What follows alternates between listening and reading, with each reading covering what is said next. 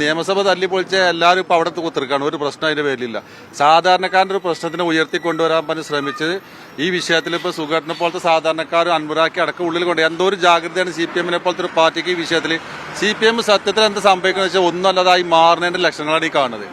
കാരണം സാധാരണക്കാരൻ്റെ ഒരു വിഷയങ്ങൾ ഉയർത്തിക്കൊണ്ടുവരുമ്പോൾ ആ വിഷയങ്ങൾ ഒരിക്കലും എന്താക്കാൻ പാടില്ല. ഇവരിതുപോലത്തെ ഒരു ജനങ്ങളെ ബുദ്ധിമുട്ടിക്കുന്ന ദ്രോഹിക്കുന്ന രീതിയിൽ കൊണ്ടുവരാൻ പാടില്ലായിരുന്നു. CPM എന്ന് പറയുന്ന പാർട്ടി എന്ന് പറയുന്നത് നിസാരവൽക്കരിക്കപ്പെടുന്ന ഒരു ലക്ഷണത്തിന്റെ ഒരു കോലാണ് ഇപ്പം നമ്മൾ ഈ കാണുന്നത്.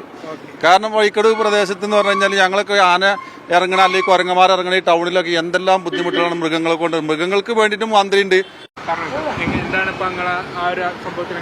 അൻവറിന് ജാമ്യം കിട്ടുക അൻവറിന്റെ നീതി നിഷേധമാണ് സത്യത്തിൽ നടന്നത്. അർദ്ധരാത്രി പോലീസുകാർ MLA എന്നുള്ളൊരു പ്രിവിലേജ് നൽകാതെ അൻവറിനെ അറസ്റ്റ് ചെയ്തത് തീർത്തും തെറ്റാണ്.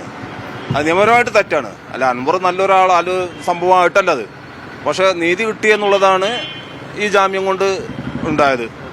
കാരണം അർദ്ധരാത്രി വീട് കളഞ്ഞ് അറസ്റ്റ് ചെയ്യാൻ വേണ്ടി എത്ര ഭീകരപ്രവൃത്തിയൊന്നും ചെയ്തില്ല.